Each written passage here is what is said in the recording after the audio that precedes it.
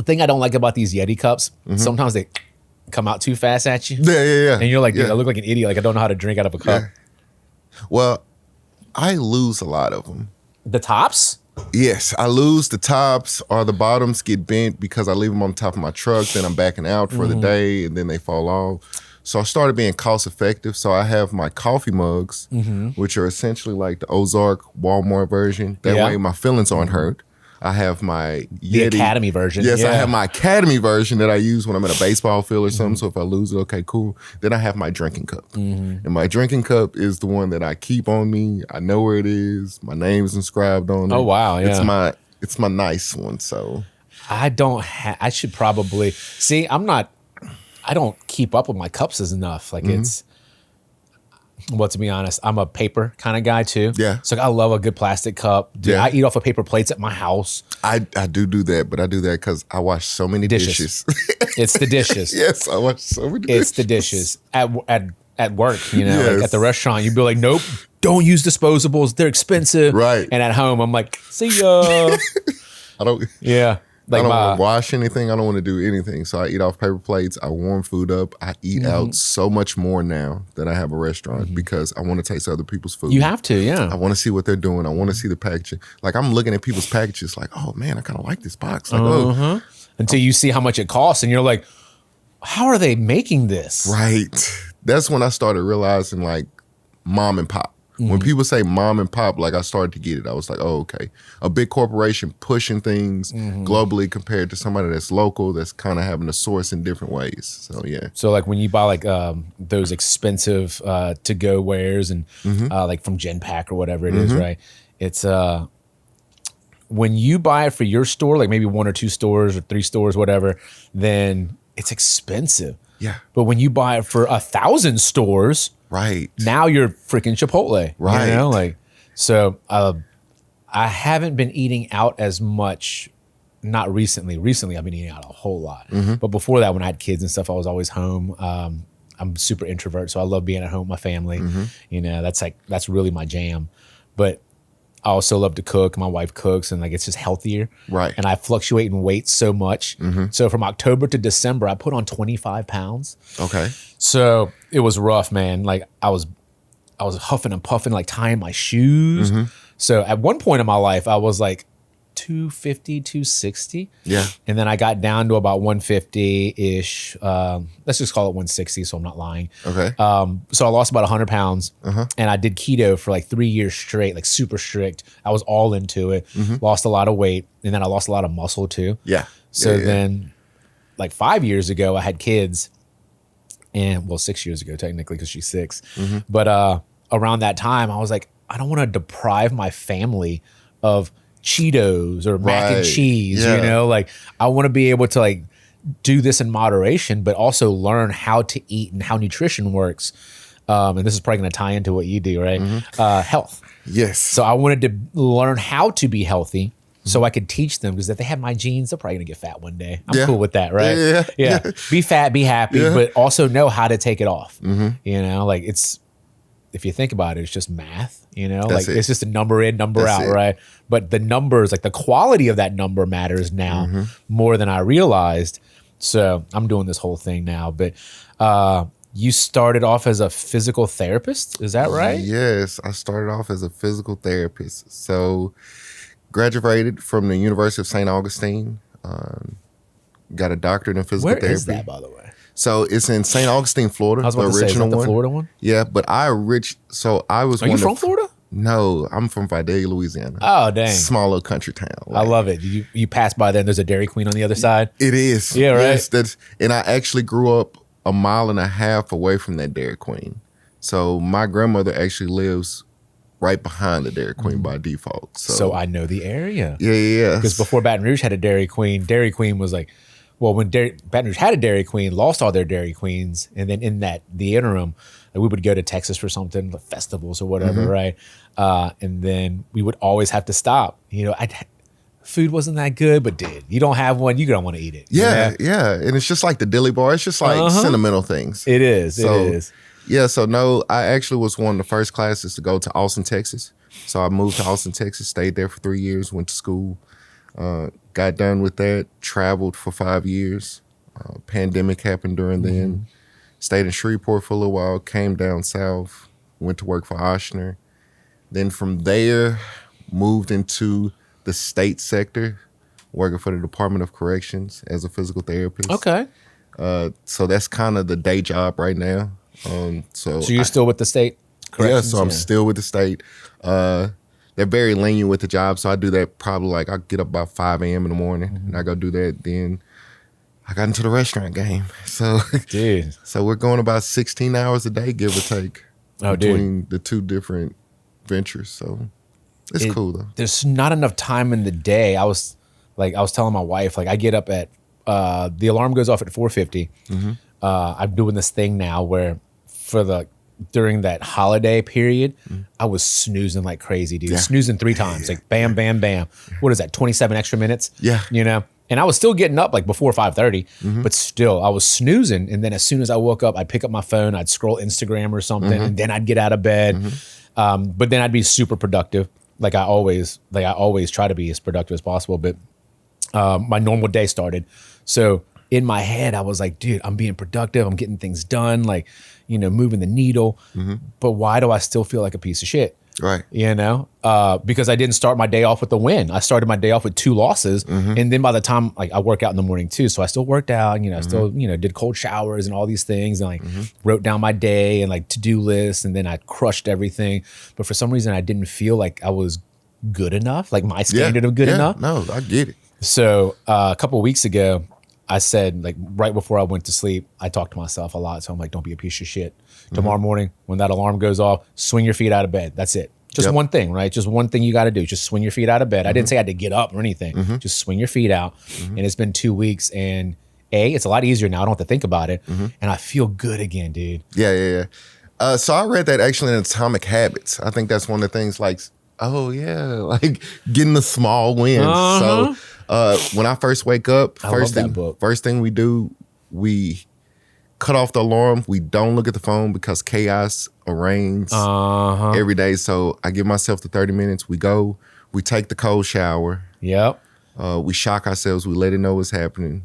Some days we get to go to the gym. Some days I'm like, all right, we're going to pack up the bags. And then I go and I get the state vehicle, and then I shoot off to work, because the thing is that wherever I go in the state, I need to be back by 3:30, because then I have to get to the restaurant, because then we have to get the orders in for the next day. I got to see what happened for the day. I got to kind of talk to my manager so they can let me know what's happening, and then we go into the back half. So I'm working on getting the workout ends. It worked better when my gym was literally a mile away from me.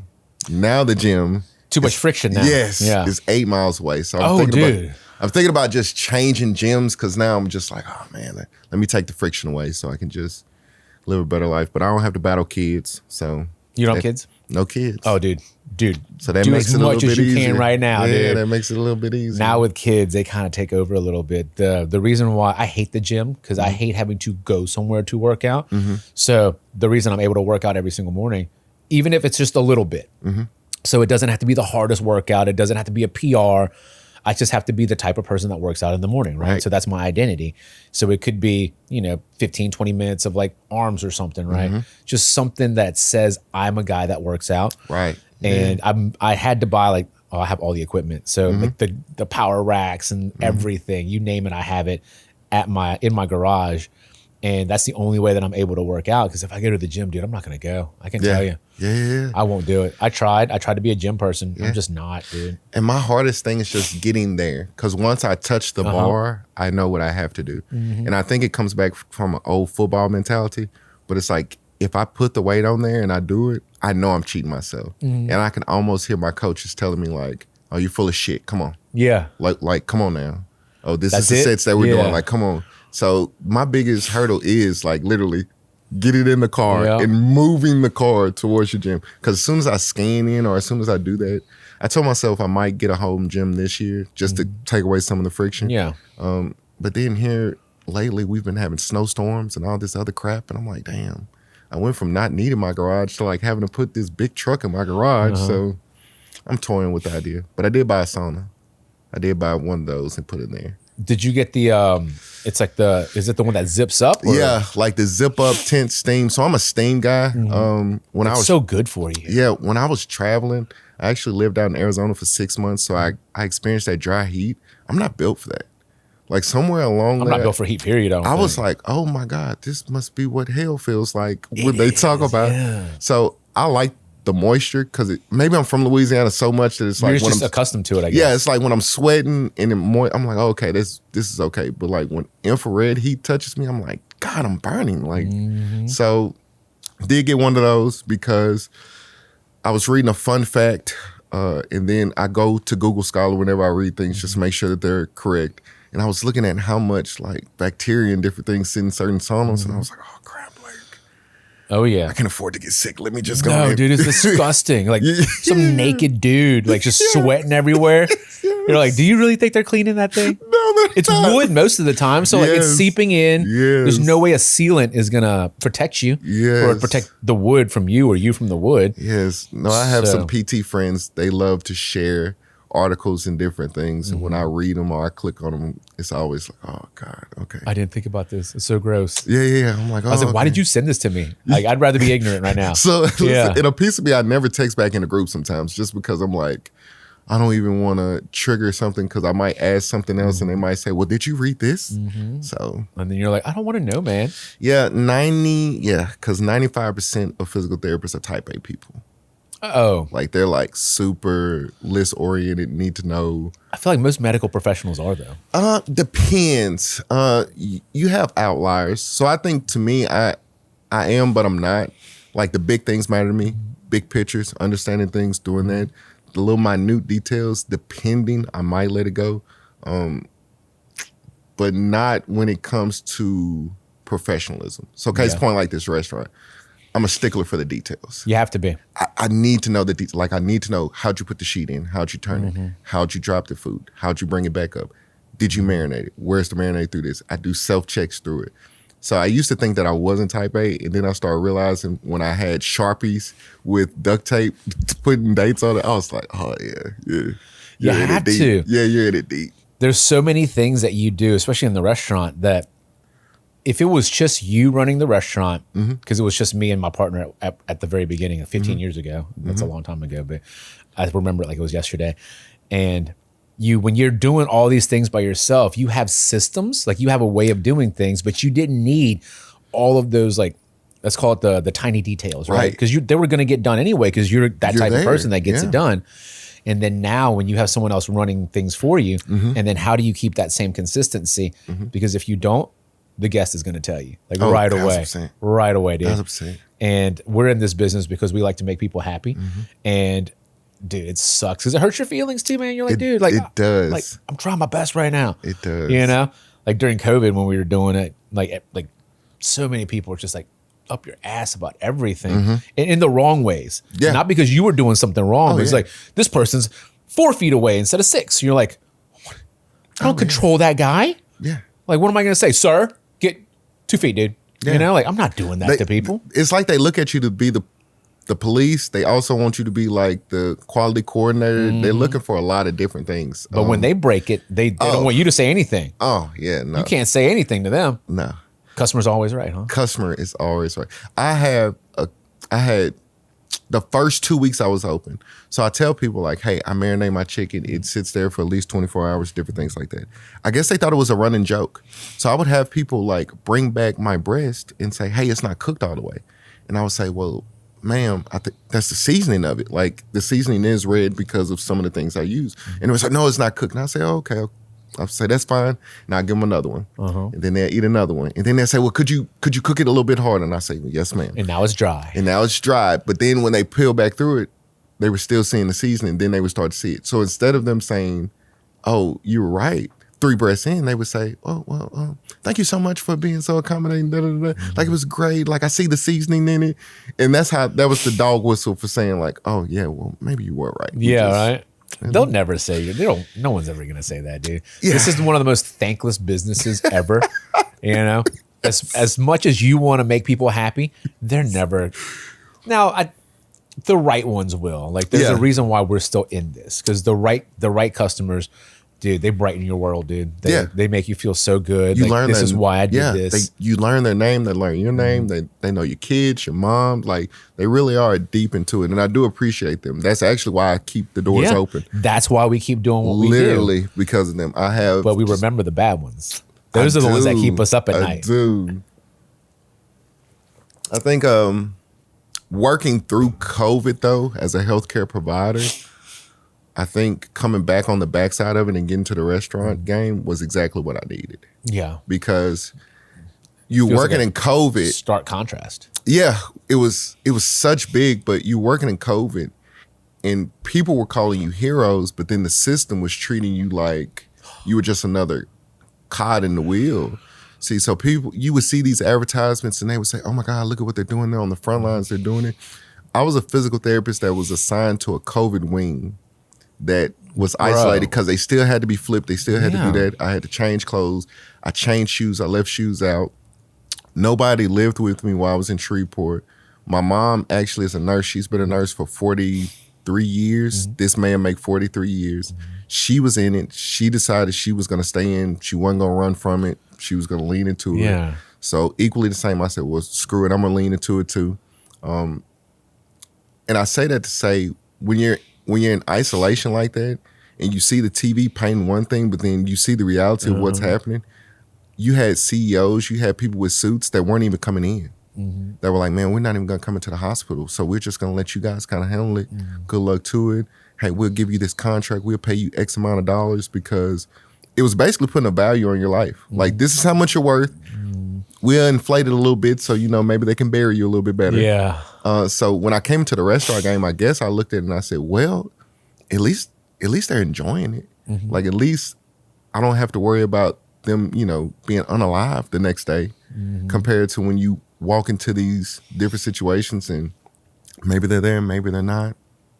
So that's crazy, dude. Yeah. So I guess I got into it. So when I get little things like that, I still look at the big picture like, well, at least they're walking out. At least they got the food.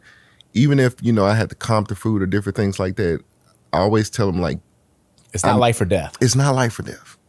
They act like it is, though. It's food. Yeah. So I guess that's why when I'm back there and I'm fixing food and I'm dropping and people are stressed, I'm kind of looking, I'm like, nobody's going to die today. Hopefully. And if they do, it won't be from the food. What a good perspective to have, man. Yeah. So I'm like, guys, relax, take it there, communicate, over communicate. Because again, when you were sitting in COVID, it's 5 of us maybe. You got 3 nurses, you got 1 doctor that bowed up, you got 1 physical therapist, and we're going into some deadly situations. So we learn how to communicate. We learn how to say, okay, because you got to limit the exposure that you have while you're in these rooms. So it's kind of like, okay, when we go in there, you're checking vitals, you're giving that as a physical therapist. Hey, you're flipping them onto his side. Then we're going to try to work on his lung capacity while we're sitting here, because the respiratory therapists, they were just overworked. It wasn't enough of them compared. So physical therapy had to step in. So I guess I learned how to communicate there. You come back into the restaurant and I tell them, like, listen, nobody's going to die today. Over communicate to the person that's paying, because the biggest thing I try to push to them is, you might not think it's a big deal, but this might be their last. This might be their last $5 until they get paid again. So what you have to understand is that to them, it's going to be a big deal. To you, you have to calm down to understand, to do it correctly, but then in the same instance, still communicate with them and let them know, like, hey, listen, I completely understand. It's going to be X amount of time. We're going to make sure that it's hot for you. Hey, we're going to hand it to you before you walk out. Please taste it. Make sure that it's correct. Because customer service matters. Customer service matters, from healthcare to food industry to hotels to anything. Because people get to choose where they go, and they don't have to choose you. And I think in healthcare, medical doctors, physical therapists, nurses, we forget that. I think COVID skewed us. We forgot that it was another hospital across the street that they could pick. That bedside manners. It does. So that's part of why I kind of leaned into the hospitality side. That's my favorite word, hospitality. Oh yeah, this is a hospitality game. Life is a hospitality game. There's a book called Unreasonable Hospitality, and it probably wasn't the first time I ever was, introduced to that concept of hospitality is for everyone.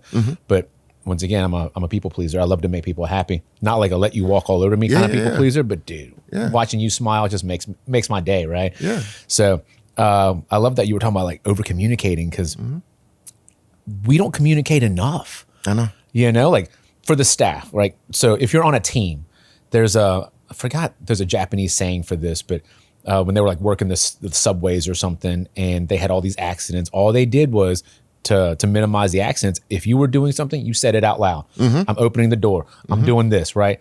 So whenever we're working in the kitchen, it's the same kind of concept. You know, like I'm dropping this, I'm doing this. And the reason why I like the communication part so much is I have a saying that I know shit's about to hit the fan when it gets quiet back there. That's it. When it gets quiet, I know shit's about to hit the fan.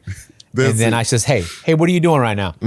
I'm nothing. I was like, are you washing your hands? Like, yeah, cool. All right, cool. When you're done, let me know. Right? It's just super easy. It just gets them out of their own head and you start talking and then you're not internalizing the stress and like the ticket times or maybe I messed something up. Right? A quiet kitchen is death. Oh God, it is. It's not fun to begin with. Yes. You're like, do you guys even like one another? Yes. But then when the rush is over, they're like cutting up and like, you know, little Boosie's playing and they're all rapping together and you're like, wait, so you do like one another, but you don't want to talk to one another? Why can't we keep that same energy when these tickets are piled up and we're still working through it?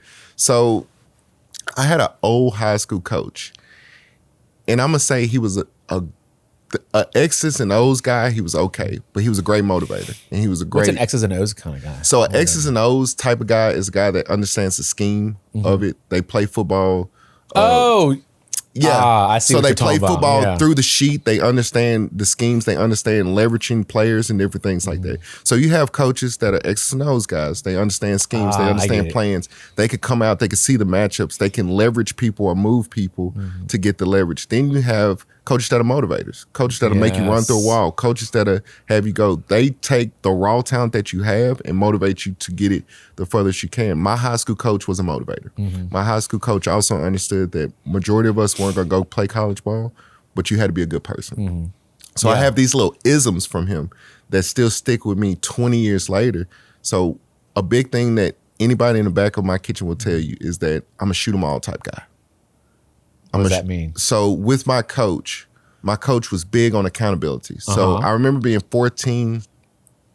I was last in the locker room because, you know, when you're a freshman, you're kind of scared to get dressed in front of people. So I kind of hung to the side and boom, I get dressed and I leave. All right, the next day, coach comes. Coach says, hey, 2 people's cleats were left out. I'm not here to clean up after you guys. Who was the last person out? So nobody really wanted to say nothing. So I said, well, let me kind of boss up. I said, Coach, I was the last person out. He said, were they your cleats? I said, no, sir, my cleats were hung up. He said, did you see them? I said, maybe, maybe not. He said, okay, well, we're running for you, Jeremy, because you had an opportunity to fix a problem. You've seen the problem. You didn't want to fix it. You want to pass it to the next man. So what we're going to do is everybody's going to run because I'm going to shoot them all. See, if it's you or if it's not you, you have the chance to fix a problem before it occurs. You saying that it's not your problem is letting me know that you're not a team player. So we're just going to shoot them all. Because, see, you might be able to lay that block. You might be able to catch that pass and get out of bounds. You might be able to tell your teammate, like, hey, what's going to happen is this was meant for me, but it needs to go to you right now. But you don't want to be a team player. So my biggest things that I tell people is that I'm going to shoot them all. It doesn't matter who did it. I'm not just going to punish that person. I'm going to go back and I'm going to see how many people seen that before it happened. Did my manager see that? Did my fry cook see that? Did my other fry cook? Did my dishwasher? At any given point in time, you guys all had a decision to make, and you made a decision. So I have to make a decision. So we're going to shoot them all. We have so many of the same sayings. Yeah. You made your decision. Now I have to make my decision, right? Yeah. But shoot them all is such a great concept because I stopped. This is going to sound really bad. I stopped trying to be fair, quote unquote, fair with people because it doesn't work. Because we're a team. We're all one unit together, right? Yes. So like whenever you start to try to be fair, that's when all the finger pointing starts to happen. It's like, well, he did this and now you're just throwing people under the bus. Morale tanks. No one wants to work together. You know, like you're a narc or whatever it is, right? Yeah, no. Freaking snitch, you know, like, yeah. But at the same time, like those people, they stop wanting to tell you what's going on because nothing ever gets done. That's it. And then this person's not going to do it. And then that's the fastest way to lose a really good employee is to make them clean up after somebody else. That's it.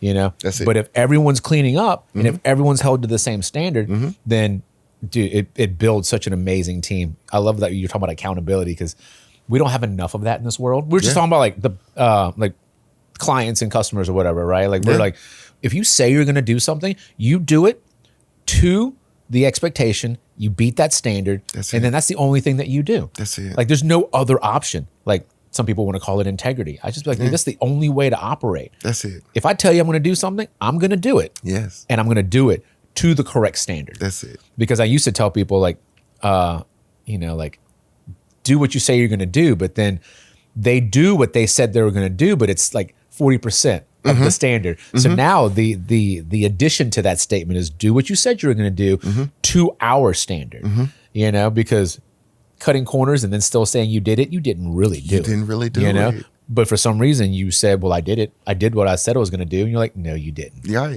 No, you didn't. And I guess because my background is so different, like I was a football player for the first half of my life. I took the same intensity that I learned in football and I carried it into healthcare. I went into healthcare with the same mentality. So when I come to a restaurant, I still have to carry that mentality. I told my workers Monday, literally, I said, my grandmother looked me dead in the eye when I was like 12. And she said, that last name is mine. Oh. That's mine and your grandfather's. That first name is yours. When you walk out this house, when you go do things, that last name denotes what I do in this house and what I've taught you to do. I distinctly remember I was 12 years old. My grandmother's baking a pie. She doesn't have all the ingredients. She tells me to go down to the local store. It was a mile away, right down from the Dairy Queen. I get on the bike across, different times now. Yep. Dare wouldn't bike across a Mississippi River Bridge, but back then, whatever. Like I bike across, I'm in the store and I see one of my grandmother's church members / friends. Her name is Vivian Butler. I want to give her a shout out because even though she's gone from this earth, I learned the biggest lesson from her. When I seen her, I'm not going to say she was a bitter old woman. I'm just going to say she was very, very stern. I was going to say direct. Direct. Yeah. So I never liked really speaking to her. So I seen her. Because she'll call you out. Yeah. I walked across the aisle real quick. And then I went to the back and I literally sat in the back by the milk and waited until I felt like she was gone from the store. Boom. Fast forward, I bike back home. I hand it to her. At the time, we still had landlines. My grandmother grabs the phone. She's walking with the cord stretched out, going back to the kitchen. She's like, oh, what happened? Oh, are you serious? Oh, okay. Yeah. Oh, no, he's right here. So I'm thinking to myself, who is that? How did I get in trouble? Like, I didn't do anything. I didn't even do anything. She hangs up the phone. She tells me that. She says, that last name is mine. Your first name is yours. When you do something, you're representing our family. She says, you will never cut a corner. You will never not speak to somebody. You will never not be polite. She says, I don't care if she cusses you up the door, down the door, to the back. You say, yes, ma'am. You're right, ma'am. Oh, yes, ma'am. And you come home and you tell me, and I'll deal with the situation. Because she said, when you are a child, you must learn how to act as a child and grow accordingly in order for you to raise children. And then she whooped me. Yep. She whooped me right there. But it taught days. me at such a young age about accountability. That's why I tell people, it doesn't matter if I like you or don't like you. It don't matter if I agree with you or if I don't agree with you.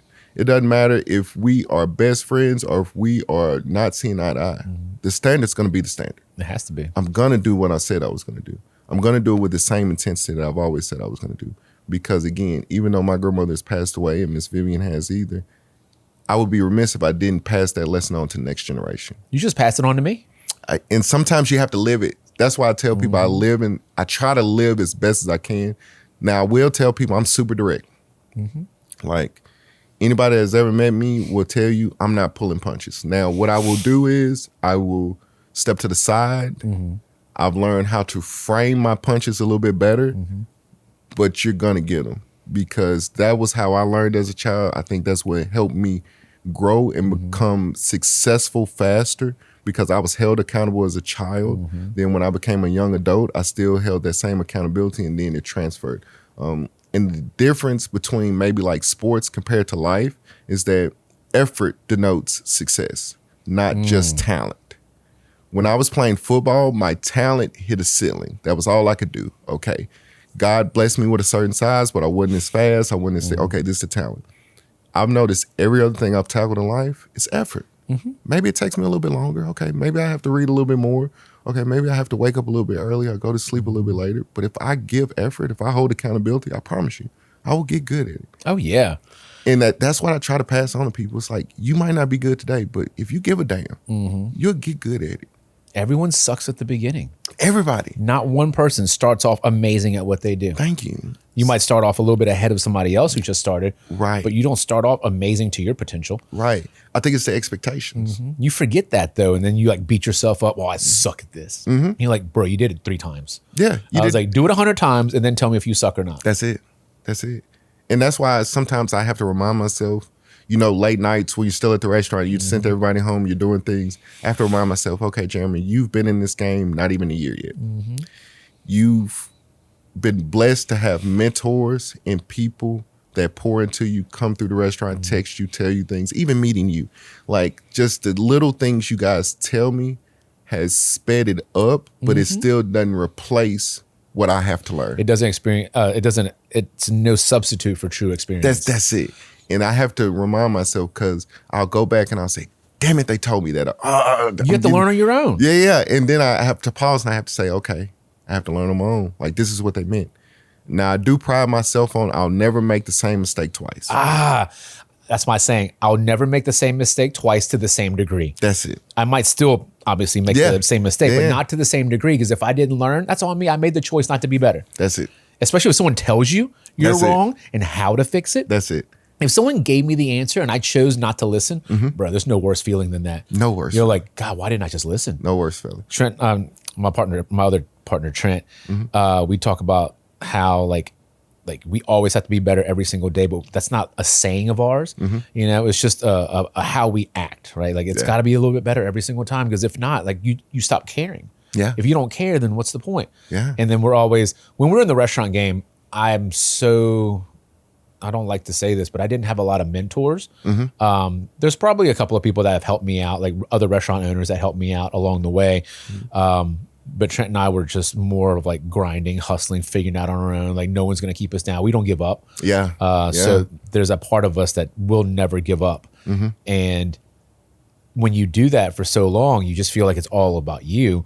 That's why I love doing what I do now with other restaurants is I want to share the information that not even the knowledge, the mistakes. I want to share my mistakes. I want to share how I overcame those mistakes, because I'm sure you made the same mistakes. You probably overcame them similarly, you know what I mean? But no, seriously. But if we don't talk about it, we'll never figure out if our way is good, if your way is good, and then we mesh the two, and then now we can help somebody else. That's it. Because literally this morning I was having a conversation with Jeff about how I'm still looking for a mentor right now, because right now I'm doing more things, I guess, community-wide, more things for the state LRA, all of these things that scare me. Because before I didn't do any of that, you know? But I'm looking for someone to help mentor me, because I want to learn all the things that they had to go through so I can shorten my learning curve. Yes. I'm still going to make the same mistakes, but I won't make them for as long. Yes. And to be in the restaurant game, you have to have grit. Like that is like the base level. Like I would tell people, do not buy a pan, do not fry anything, do not make a menu, don't do anything if you don't have grit. If you can't fail and pick yourself up, back up, don't do this. Now, where I've been fortunate is the restaurant game, because of people like you, have helped me find people that help me. I learned how to pick up mentors from healthcare, because they literally tell you as you're applying and as you get in. Did they assign you a mentor? They do. They assign you mentors.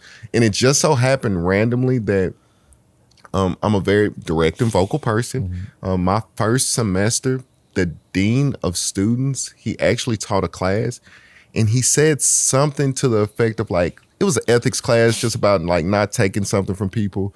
And I was like, no, that's not going to work. And he was like, what do you mean? I said, listen, I'm from a small country town. That's how people say they like you. Like they're going to bake a cake. They're going to do certain things. Like that's just how it is. Oh, so don't take things from people? Right. So they were basically saying from ethics, like, hey, if like somebody bribes or kind of like that kind of vibe. Right. And healthcare, like, hey, we want to do the distinguishment. I said, sir, what that's going to do, that's a slap in Miss Connie's face. I said, you don't know Miss Connie, but Miss Connie comes from humble beginnings. Miss Connie is not somebody that maybe has the means, but she will bake a cake for you. She will bake a pie for you. She will make maybe a lasagna for you. That's how she shows love. That's how she shows love. I said, so respectfully, like, if that's going to be how healthcare is, I can tell you right now, you might as well put me in front of the board. He liked it. He actually moves on to be my mentor for these last decade. Very nice. But what made him so interesting is that he owned healthcare clinics. He owned physical therapy clinics. He told me how his experience went, how he was fortunate to do very well in them and get out before, the early 2000s, and then why he decided to come back teaching so he could mentor people. So I always had that in the background. So he had a business mind. So when I was in physical therapy school, they actually allowed me to create a business class. Because my last semester, I was kind of like, man, I want to start a business. I didn't know what I wanted to start, but I knew I wanted something. So he signed off on it. We made a class, and then we went from there. Now, fast forward, did I know it was going to be food? Did I know it was going to be this? Heck no.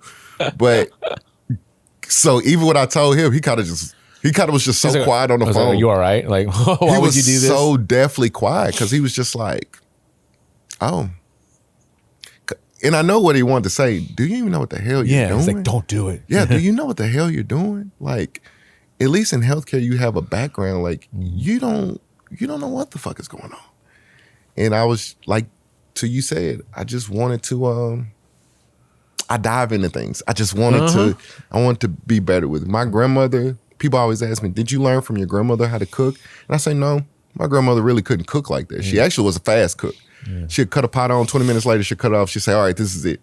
But she had a sister, my great aunt, that actually was my cafeteria worker all through high school. And I love cafeteria food. She was cafeteria worker all through high school. I used to tell people, when you didn't eat that Salisbury steak, I had to eat it as a hamburger that night. She would literally call me. She would say, hey, I'm packaging this up. When you get out of school, take this back to your grandmother's house. Y'all can have this. Different little things. So that's how I actually learned how to cook, was from my aunt, Jerm Marie. She would cook and pass things down, and she would say how to do these different things. And then from there, when I went to college, I had a decent base level. And then even though you're playing college football, well, it's different times now with NIL deals. But back in the day when you got in trouble for things like that, I used to have to haggle or find creative ways to get fed. So case in point, I lived in an apartment, so I had a stove. Well, I knew people that lived still in the dorms, so I would say, well, if you buy the food, I'll cook it. And then that's kind of how it started. And I would call back my aunt and I would say, hey, how do you do this? And I would call my grandmother. My grandmother would be like, she would tell me something, but then she would say, well, I don't really know. Like, let me call somebody else. So I've always been interested in cooking. I thought it was perfect time. My business partner called me at the time. Brandon, we were roommates in college. He actually came up with the idea to invest into the chicken place. I had it one time and I said, yeah, let's do it. Very cool. So where does it come from? So originally it comes from Rouge, Louisiana. It comes from Angel Ewing. So Angel started back in 2016. It was a lifelong dream of hers to kind of just have a restaurant to go with that. She comes from a lineage of cooks. So from her great-grandmother to her grandmother to her mother to her. So in 2016, she opened up the doors and boom, she hit the ground running. Back in 2023, later half of 2023, about December,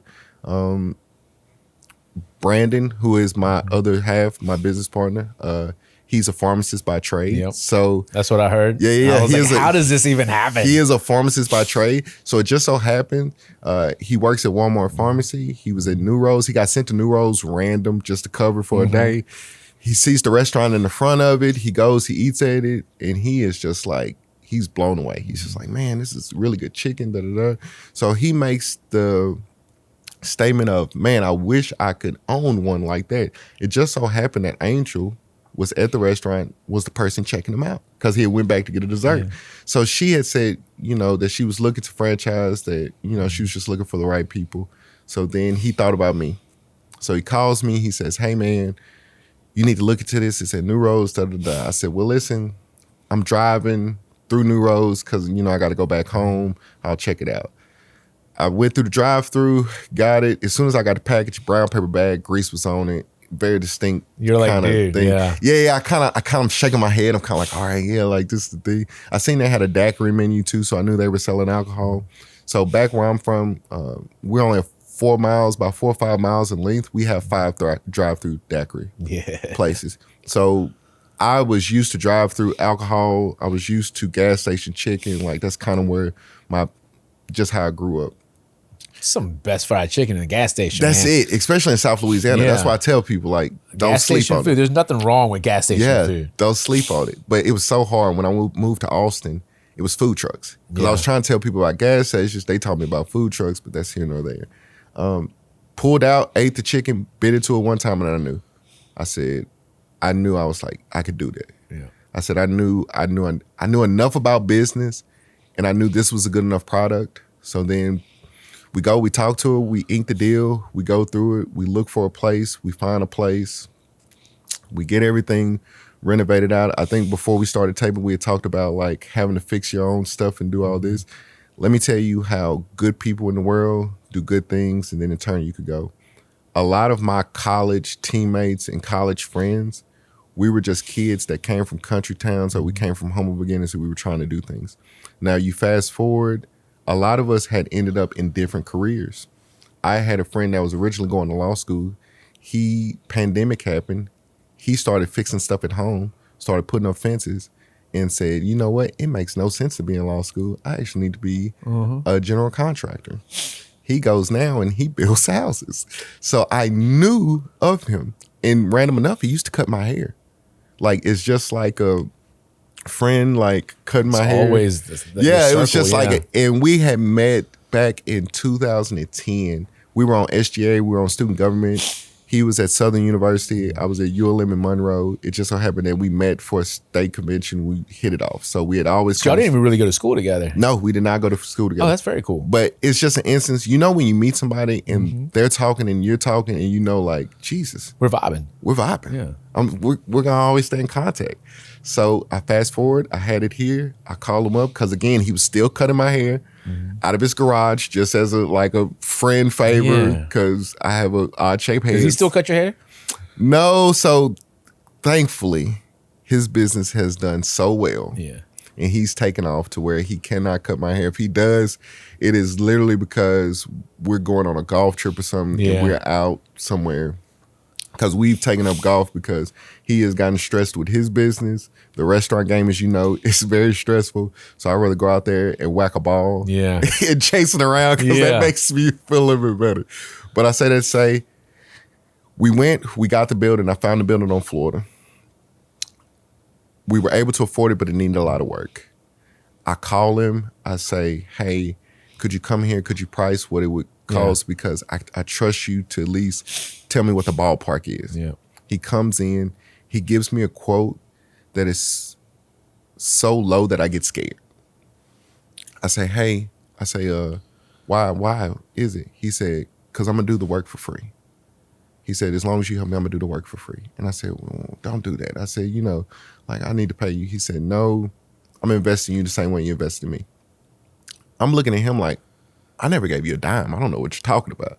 And he was just like, I've known you since 2010. When I run ideas through you or you would come through town, you would always tell me these things. I'm investing in you. He invested in me.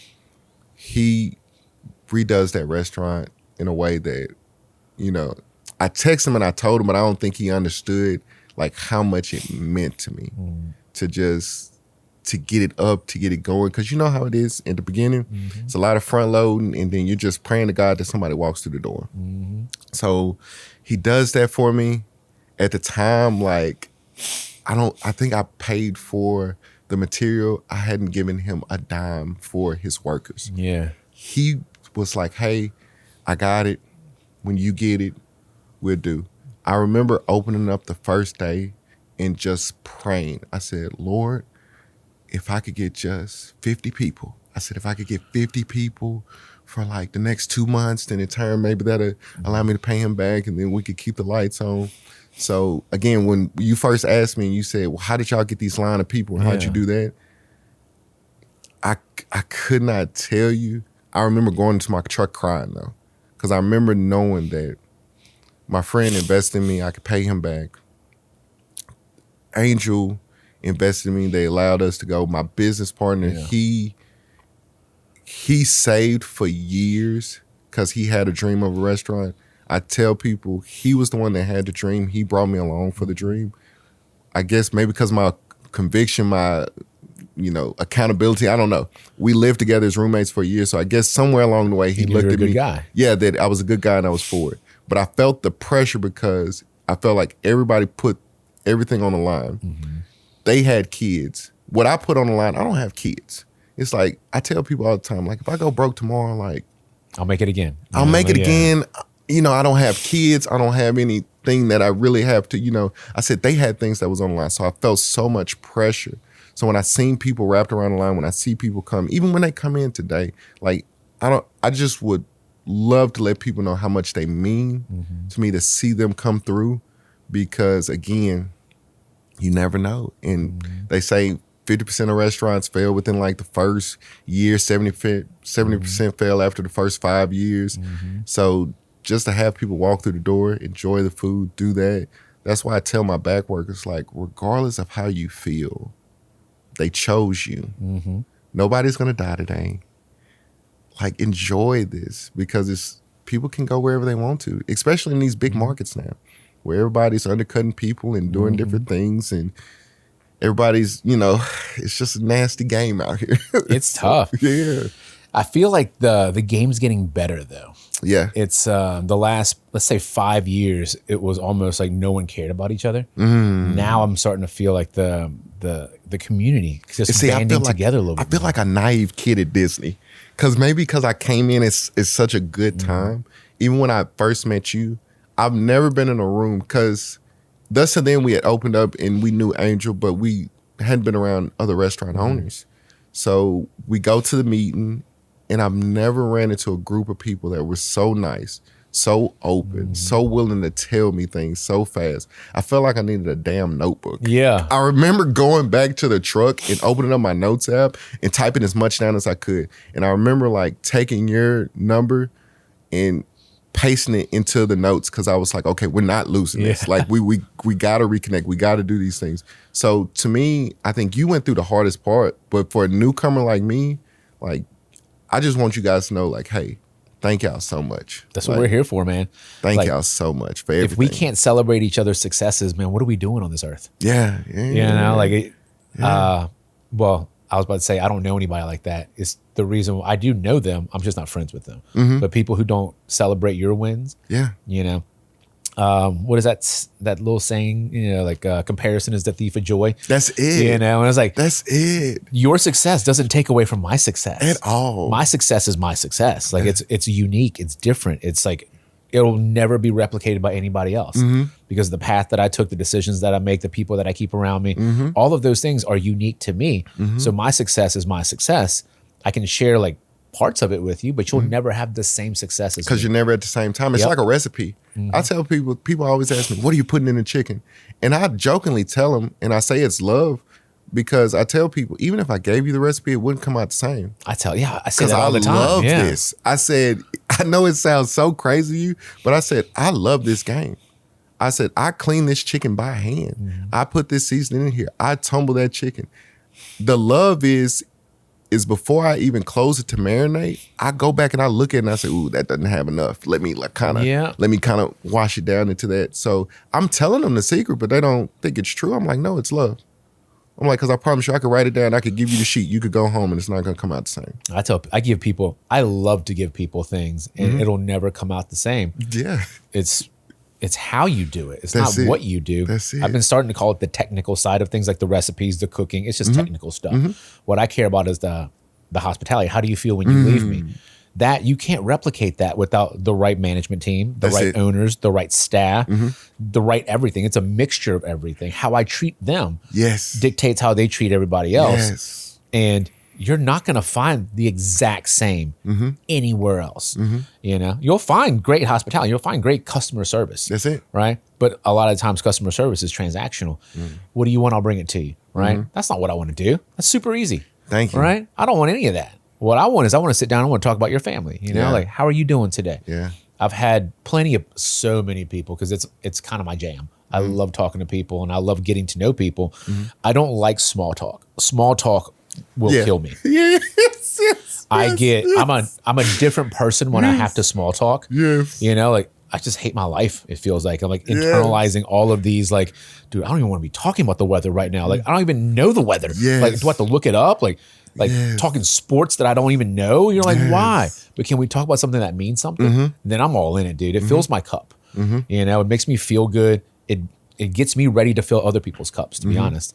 But if I have the wrong conversations with people, then it's just terrible. But now I've learned that I'm in control of the conversation most of the time. So it can start off very small talky, but I'll always steer it toward, all right, man, so what scares you basically? Or what makes you happy? Or what are you excited about this weekend? Yes. You know, and then we can talk about those things instead of just like, oh man, been here before? You're like, I know. So I tell people, so I'm an introvert by nature. So am I. I have a best friend. This man's never met a stranger. Yeah. Like, never. So we've been best friends since 11. So I tell people early in my career, even as a physical therapist, I used to fake like him. Ooh. I used to fake like, you know how you've been friends with somebody so long? Yes. I just knew what his small talk conversation was. I knew when he was going to do that. You could say the same things he said, but it didn't have the same impact. It didn't right? have at all. So then somewhere along he gave the you way, the recipe, but you had to do it. I had to do it. And then I started realizing like, hold on, I just don't like small talk. I was just like how you said, I said, oh, I just don't like talking about bullshit. I like talking about like things that matter. The things that people say don't talk about is the things I want to talk about. Those, yeah. Yes, I very rarely talk about politics or religion, right?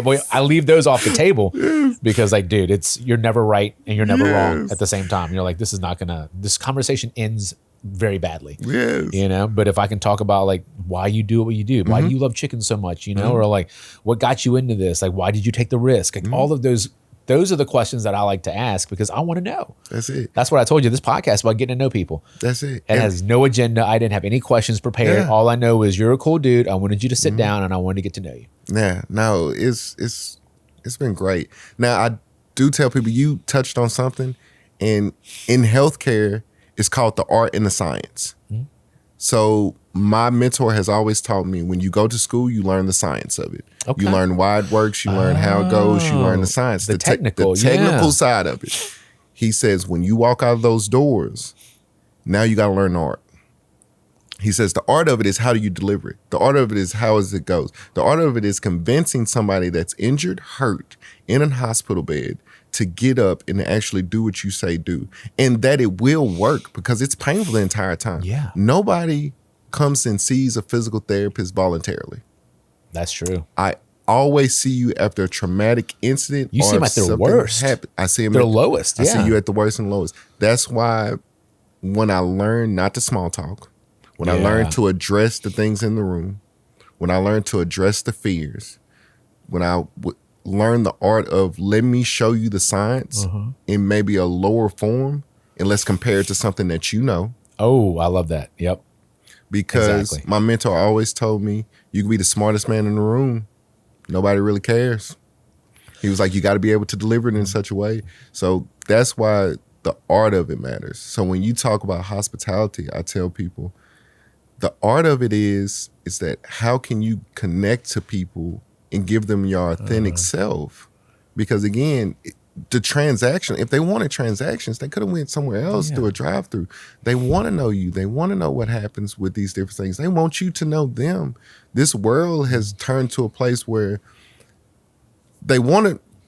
people want to tell you that people don't care about people. People care about people. People really do. People really do. Majority of people walking around this earth are good people. They're too scared to open their mouths anymore. That's it. That's all to it. 95% of the people walking around this earth is good people. There's this weird saying that always sticks with me is like people don't care how much you know until they know how much you care. That's it. You know, like when you're talking about being the smartest person, knowing everything, no one gives a shit unless you can relate it to them and how you can help them. That's it.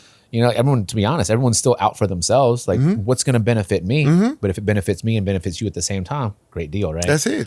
You know, that's it. And again, that's just the art and the science of it. So that's why I always try to tell people, hey, it's art and the science, or hey, it's two halves to this. So even though you're seeing this thing, like, look at it, see what's happening, talk to people, get the feedback. One of my favorite things to do is to go through the restaurant, sit down, and tell them, like, hey, did you enjoy the meal? They'd be like, yeah. I'd be like, all right, tell me 2 things you didn't like. Oh, I always say that. I say, tell me what you didn't like. Everyone's going to say it's great, it's awesome, right? Yeah. Because they don't want to offend you and stuff like that. Tell me what I can do better. Speed up the process for me, because see, you won't say it, but that gap or that blind spot might stay there too long. And then in turn, I might be known for that imperfection. Point it out to me so I can get to that imperfection so I can correct it right now. I'll point out the imperfection before they do. Yeah. I'll be like, because normally I'm like, how is everything? It's great. I love it. Everything's amazing, right? Staff is awesome. And then you're like, well, what's one thing that I can improve on? And then you stump them. And then you're like, well, let me think. It's like, just looking at this, I could have done this better. Right? Yeah. I could have done this better. And then they go, well, now that you bring it up, like, dude, I want the feedback. That's it. One of my sayings is feedback is a gift, because no one has to give it to you. That's it. They can just shut their mouth, go somewhere else. And I tell just people, because they don't want to hurt your feelings. I've told my staff, I said, the best thing that can happen in this life is that you could have a hater. Because they're going to give you raw feedback, live time, as fast and as hard as they can give it to you. So they're actually your biggest blessing. I define hater differently, but I see what you're saying. Like someone who gives feedback. Yeah, there's somebody gives. Not like just someone who like jealous of you or something. Right, because I don't believe in haters. I believe that it's just a thing that people make up, because to me, even if you looking at me and you're saying like, oh, look at that person, da-da-da, that has nothing to do with me. That has everything to do with you. That has everything to do with whatever's happening with you. And I am just the sounding board for what's happening with you. You just happen to be like the closest target at the moment. That's if it wasn't it. you, it'd be somebody else. That's it. So I never take it personal. When I have, disgruntled clients, we've always had that one person that comes in. Maybe, they ordered this and they got something else and they start blowing up. And people always ask me, well, how can you smile at them? How can you do that? And I say, because I don't know what happened during that day. I said, I don't know what bad news they got. I said, I don't know what happened. And I said, they might have left that bad news, came to my restaurant, and now I'm the sounding board for them. I said, maybe somewhere in healthcare, when you walk in that surgery room after surgery, I've gotten used to being the sounding board. So I never take it personal. I always say, okay, well, listen, get it off on me, because you're safe with me at least. Because you'll feel better when you do. That's it. And they'll remember how they felt, not the fact that they went off on you. That's it. I call it the emotional tunnel. When someone yells at me, I love it. And I'll just sit there and I'll smile. And then my team will be like, how did you do that? And it's like, if they were right, they're helping me be better. That's it. And then I always think about, there's this Chick-fil-A video I watch. It's called I think like Everyone Has a Story. Like this person just got divorced. This person's got diagnosed with cancer. This person just won a college football game or something. Or, so there's a multitude of different people in here that you have no idea what they're going through. Yeah. So just because this person is upset today, and dude, you never know. So you're like, I can't believe this person, because everyone wants to project like your life on someone else's. Yeah. You're like, I can't believe they. I was like, do you even know who they are? Right. I was like, do you know what they're going through right now? Like, do you know anything about them? Right. I remember a server during COVID. She didn't last very long, but it was like, if you can't afford to tip, you shouldn't go out. And I was like, you don't belong here. Right. I was like, how do you know how much money they have? Like, do you know that this might be the one time they eat out this month? Come on. The one time, and you don't want to give them great service? Come on. Because they left you a 10% tip instead of a 20% tip? Come on. And if you focus on the money, you'll always be broke. You'll always lose, If you focus on the service, if you focus on the hospitality, then the rest will take care of itself. We were talking about the effort part. I can't control outcomes, but I can control effort. I think about that all the time. That's it. Because when you put in enough effort, I also think about like the tipping point, right? When you put in enough effort, eventually you'll topple that domino, and then you'll start rolling. You'll get that momentum, right? Yeah.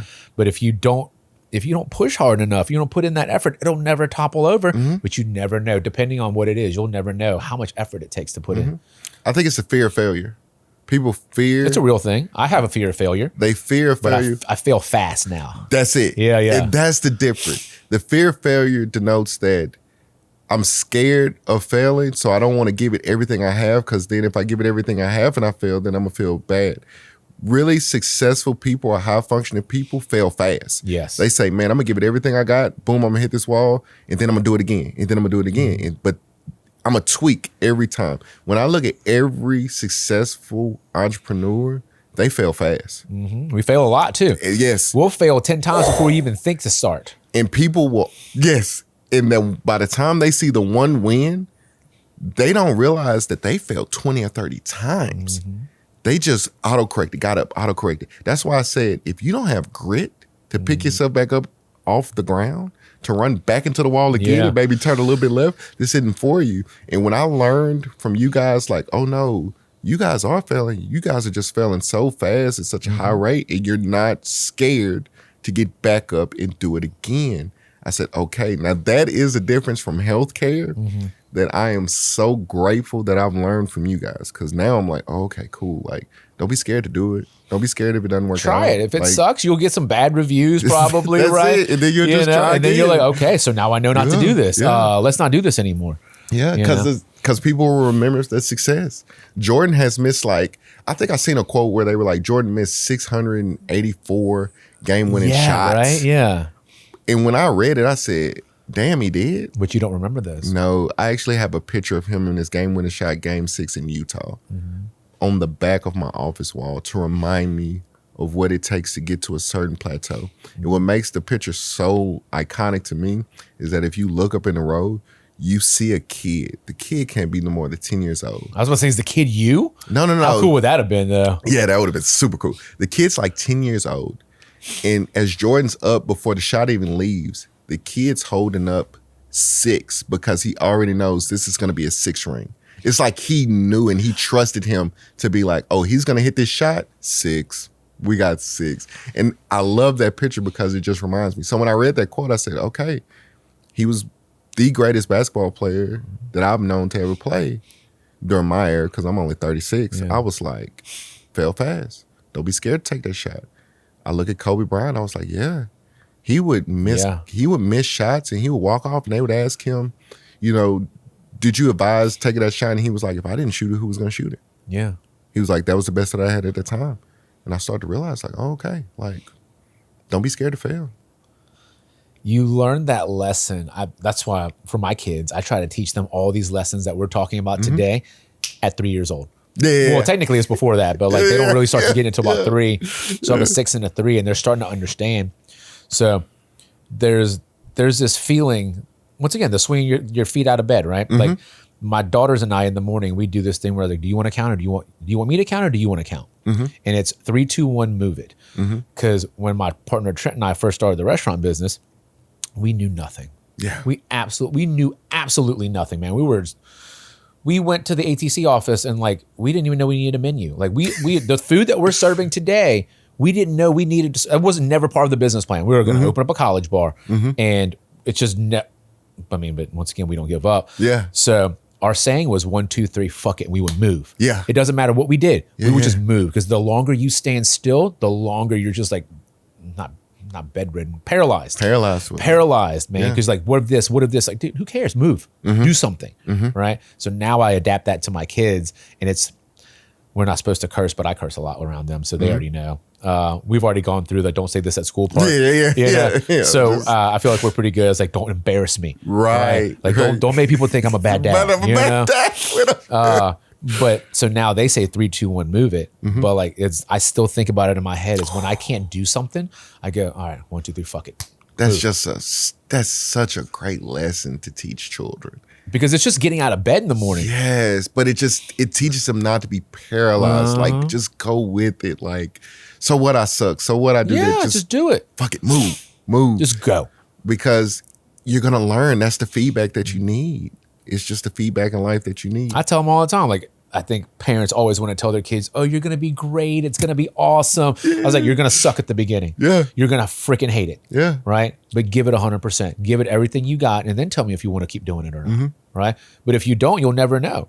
But everyone wants to keep a little bit in the tank. So they can be like, well, if I would have given it my all, that's it, I would have won. And you're like, why don't you give it all and then win? And then just see what happens. Yeah. If you don't win, give it more next time.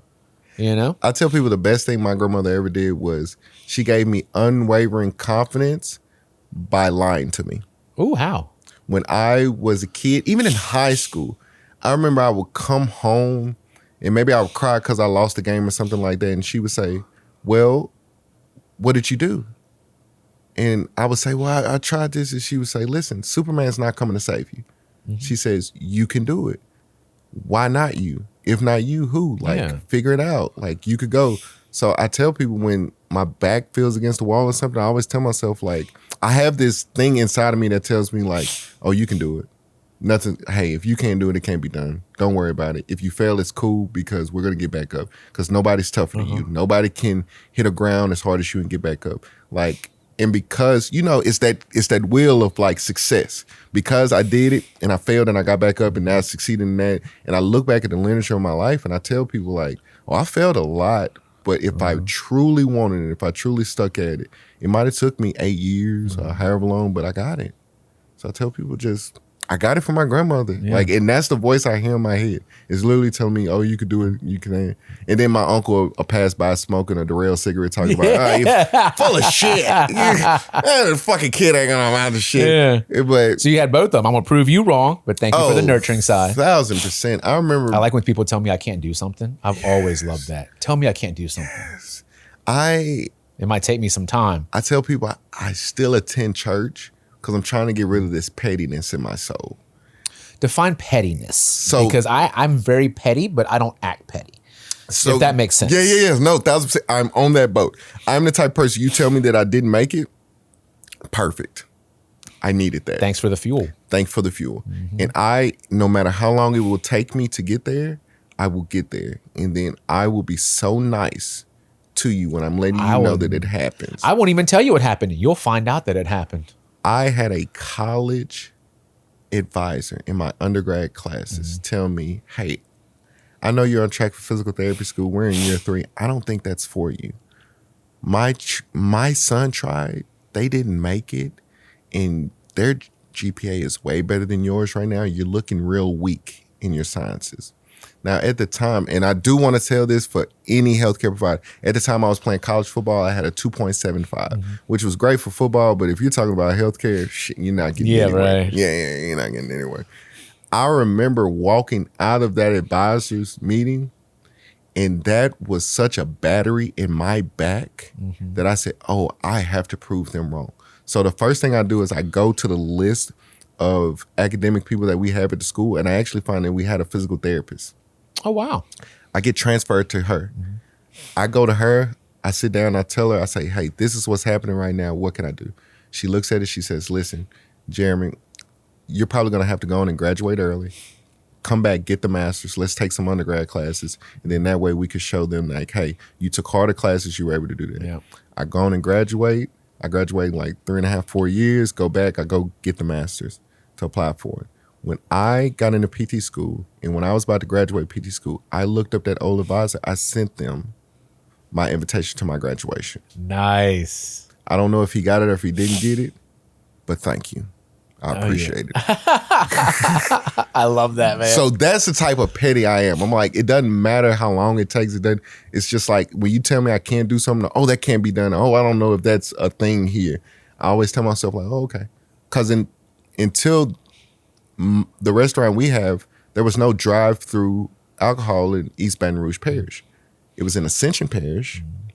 It was in West Feliciana, but it wasn't in East Baton Rouge. And it was even in West Baton Rouge. So I guess we were kind of looking like, well, is it illegal?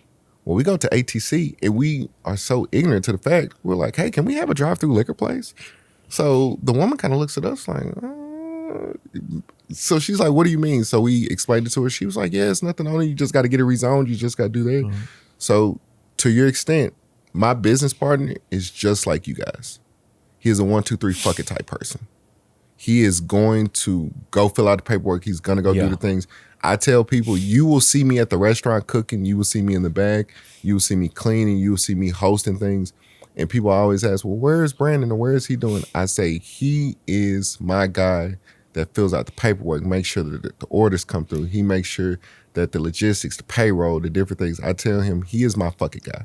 He is the guy that is gonna, if a wall comes or if we get an email and it lists out 15 things, I promise you by the time I call him, he's already devised 3 ways to to do the first three things. That's why I tell people, find the right partner. Yes. I have the right partner. Yes. He is the right partner for me because he will always I love that you said for me. Yes. For me, because he will always move the needle. No matter how it has to be moved, no matter what he has to do, he's going to move the needle. And once he starts moving the needle, then I start pushing along and I say, all right, well, I'm going to knock out this and I'm going to do that. And so that's why I tell people, pick a good partner. You have to.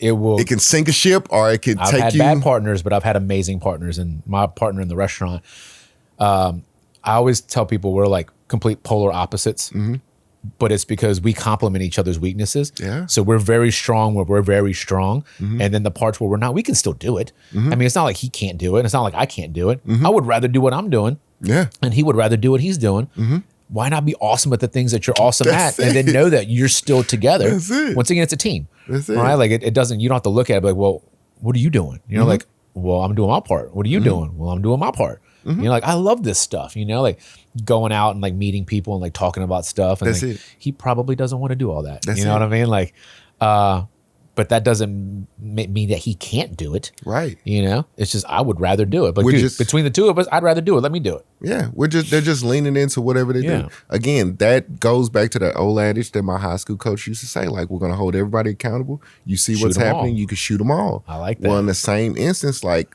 that's why we work, because he knows Jeremy might leave out the cleats. I'm going to always be the last person walking out of the building. That way I know the cleats are made. The same way that I know he's going to be the first person in the building. So if something was left out, he's going to pick it up in the morning because he's going to be coach in. Yeah. Like, so we know who we are. And maybe because we lived together. I don't know. Maybe because we were friends beforehand. Maybe because we knew the little adages of it. So we look at it and we say, okay, like it works for us. I think of it as respect. Yeah. If you have respect for the other person, you're never going to do them wrong. You're never going to steal from them. You're never going to cheat them, right? We're getting arguments all the time. Like, I love it. 1,000%. I absolutely love it, though. Because it used to be like, hey, man, that was a really good idea, but have you thought about X, Y, Z? Like, now, dude, what the fuck were you thinking? Yes. Right? Like, how did you think this was going to work? And then I'm like, well, I thought this was going to work because of X, Y, Z. And then he, you know, provides his point. And we argue about it. And then we go, all right, cool. This is the game plan. This is what we're going to do. Yeah. That's what I love about what we do is if you didn't get heated, you don't care. Thank you. There's no passion. Thank dude. you. If you're just like, just do whatever you want. Bro, you gave up, man. I don't want to work with someone who gave up. And then, Fight me. And then people wonder because they'll be like, well, how do you guys work? So we joined the same fraternity. So I think amongst that, we had learned how to fight with each other in there. So You in can those fight, parameters. but yes. Yes. You don't take low blows. Like you don't, yeah. Right. Like we knew how to fight about the issue. It's not trying to win. Because at the time, I became chapter president. At the time, he was the secretary. No, he was treasurer. So we had learned how to fight fair right there. Yeah. We had learned how to get loud with each other, do that, and then push the needle moving forward. So then when it comes to this business, it's the same way. So people will be like, well, how do you guys work so well together? He's so stubborn, da da da. I say, you don't know him. I say, he's not stubborn, but he's going to argue because he cares. The moment that he doesn't argue with you, the moment that he says everything's okay, Now you're in trouble. That's when you're in trouble. Now you're in trouble. I said, he's going to combat it because he wants to make sure this is the best possible way we can do things. So I said, you have to argue your point. And you have to be okay with arguing your point. I love, dude. And you have to be manager like meetings. I was like, you can have an idea, but don't bring me an idea without a strategy and a game plan. Straight up. Everyone's got ideas. I've got a million of them. But guess what? it. What are we going to do that works? That's right? it. Like, but I will argue all day long. But it's not about being right or wrong. It's about doing what's best for everyone. And then when you figure that out, you're like, okay, cool, we're doing that. You're like, well, you just gave in. I was like, it's not giving in. It's not giving in. It's a compromise. Right. Like you are more correct about what's going on. That's it. And we have this way of like trying new things because even he has this saying. He was like, we're open to trying new things, but we know what works. But the things that we've done before that didn't work, we're willing to try them again because it's a different time. Right. Just because it didn't work 10 years ago, 5 years ago, doesn't mean it won't work today. It doesn't mean like maybe we have a better staff or a better team or whatever it is, right? Conditions have changed. I don't know what it is. So we're willing to try things again, but not if you just have an idea with no actual, like, Yeah. so a game plan to me is It's a list of items. It's something that you can write down, hand to somebody else, and they can execute it and get the exact same result as you, right? So everyone's on the same page. Yeah. Right. And then from step 1, you can't go to step 2 without doing step 1, right? So step 1 to step 2, when you do those, that's what I consider moving the needle. Is, are we getting closer to the result that we want? But if we're not moving this needle, if we're still the exact same step 2 and we can't get to 3, that's not moving the needle. That's not moving the needle. But moving the needle doesn't have to be like, oh, we just won this. Right. You know, or we just opened the store. Like, that's not moving the needle. Right. That's the result of moving the needle. So it's how you think about these things that like kind of push you forward, because you put a lot of work in every single day. Once again, we talked about being thankless, right? Like you don't get the win until it's like way down the line. Yeah. You know, like for like probably the last year or so, like we just grinding hard and hamming, trying to get our thing. And probably not supposed to say this, but they'll probably never see it. But winning Best Burger again, you know, I was like, dude, it takes a lot to do this, especially when we didn't know the competition was going on. So it's like all people's choice. That's it. You know? That's it. But when you do the right thing, people notice. But when you do the wrong thing, people notice too. People notice But if too. no one's telling you, how are you going to get better? That's it. And like people forget that just because I want the best and I know what to do, there's people that work here. So the people, dude, it's always changing, which is why I love what I do. Is there's never a dull moment.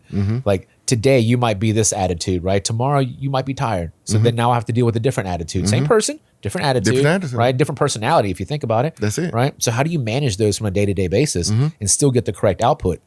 With the right people, it's easy, right? Like there's understanding on both sides. But there's so many. Probably COVID was probably the worst time, not because of the actual COVID part itself, like for restaurant owners, it was the people side of things. Like people sucked. Yeah. Customers were terrible. You know, your staff was terrible. No one wanted to show up. Like I remember one day I had 11 interviews and all 11 ghosted me. And dude, it happened for so long that dude, you just beat up from it. Yeah. Like years it happened. Yeah. You know, so it wasn't like it happened for a week, it happened for a month. Dude, it was years. I was talking to my buddy this morning, he owns Mugshots. And like we still talk about how bad things were, how we still think about it, and how it hasn't happened yet, but you still think about it. Like PTSD is a real thing, dude. Yeah, you know no, like, it's a real thing. It will come back at you. I will be transparent. I got into this game, the hospitality game, and I was not used to that.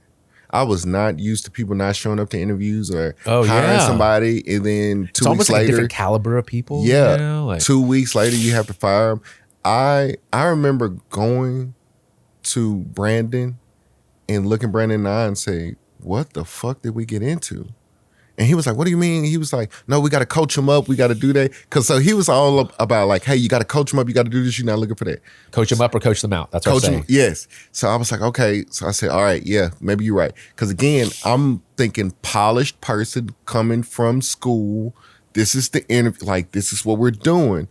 So then he had to rechange my mindset. That was an argument, but he rechanged my mindset. Yes. So I said, okay, you're right. You're right.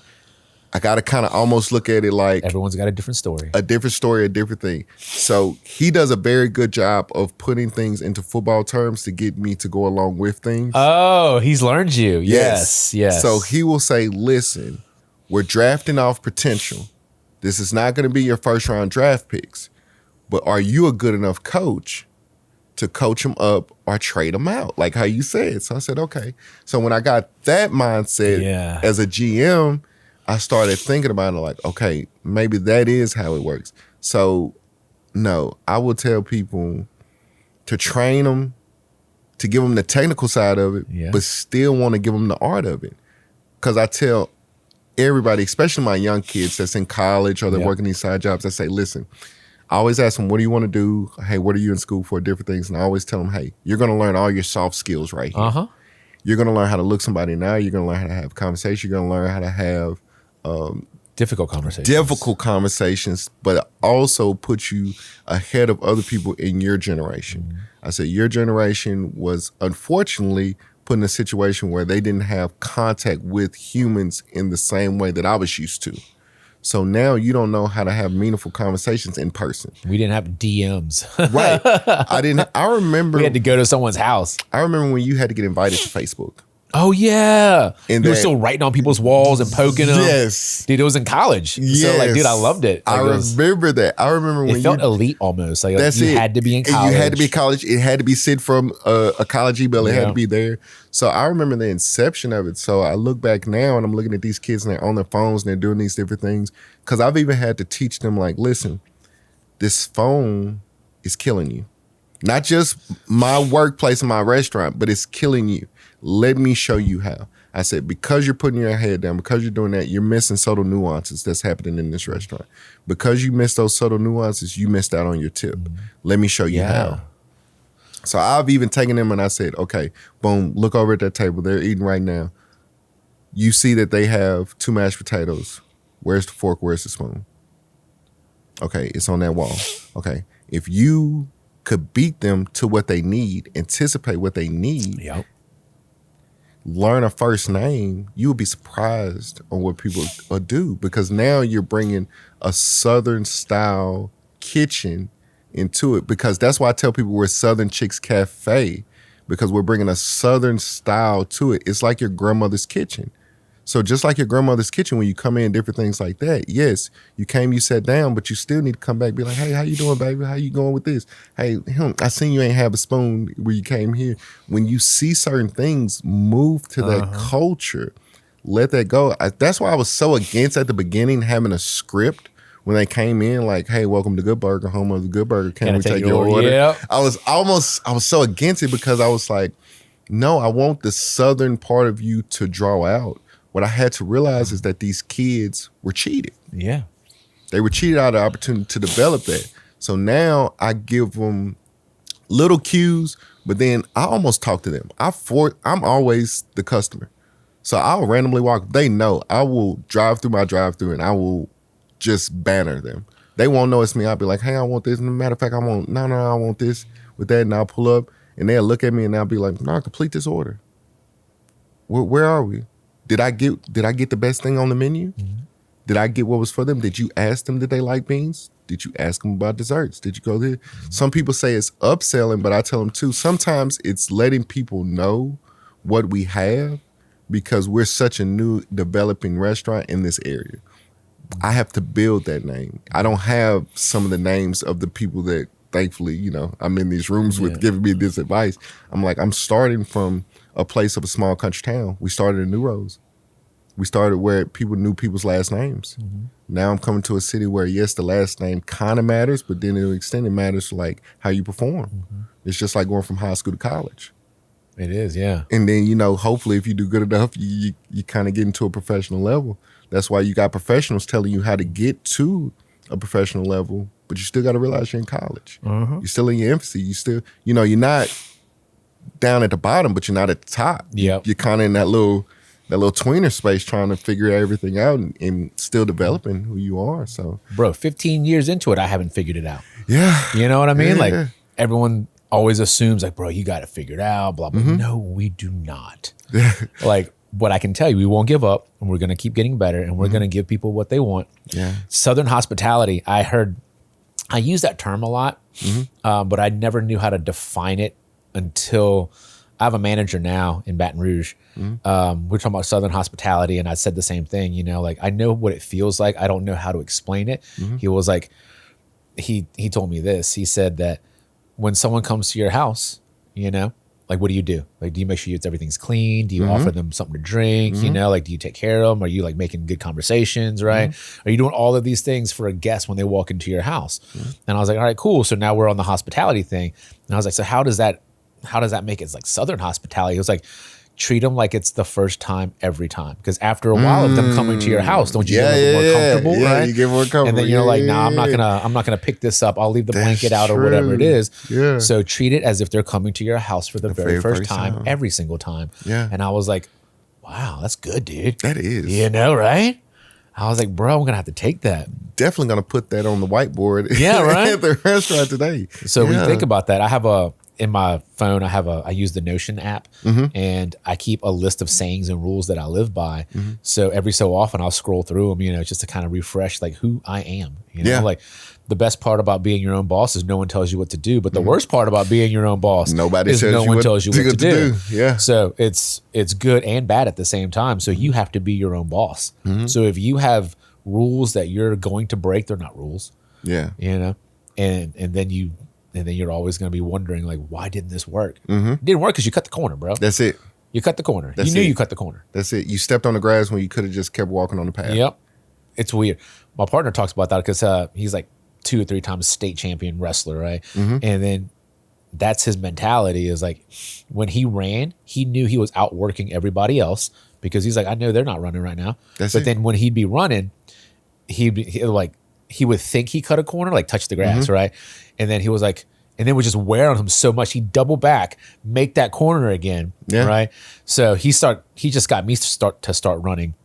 He was training for a marathon the past like 2 or 3 months through this weekend actually, and it took him that long of talking about it before it motivated me to get off my ass to run. And I'm like week 3 into it, but now I can say like I'm starting to enjoy it a little bit more, right?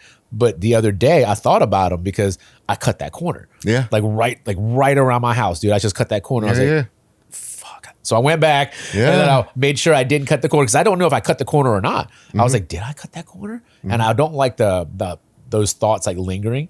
So fix it. It's just easier to fix it. Yeah, I'm not gonna like just ignore it because it will just weigh on me all day. Like, did I cut that corner or not, man? Like, it's just grass.